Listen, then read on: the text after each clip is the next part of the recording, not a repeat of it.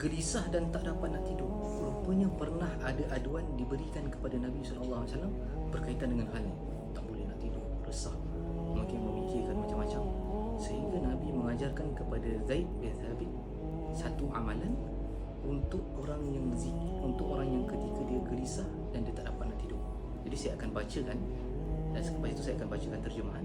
Mungkin nanti anda boleh ulang-ulang, supaya dengan kita mengulang-ulang tu akhirnya kita akan terhafal dan mudah untuk kita nak amalkan.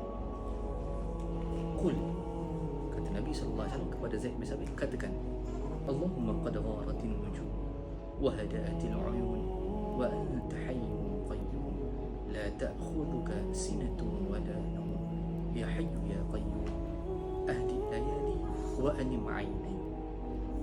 Ini bermaksud, kata Nabi SAW, ucapkanlah, Ya Allah, bintang-bintang telah terbenam, mata-mata telah tenang, sedangkan Engkau Maha Hidup lagi Maha Menghidupkan.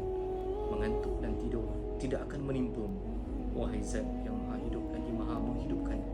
Tenangkanlah malamku dan tidurkanlah mataku.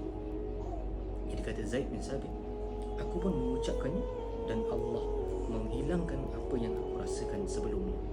Jadi perkara ini telah diajarkan oleh Nabi yang sangat benar kepada Zaid bin Thabit, sehinggalah hari ini kita dapat membacanya. Kita insya-Allah akan sama-sama mengamalkan. Mudah-mudahan anda semua ataupun siapa sahaja yang sedang berada dalam masalah sukar untuk tidur dipermudahkan urusannya, sehinggalah mendapatkan ketenangan daripada Allah Subhanahu wa taala.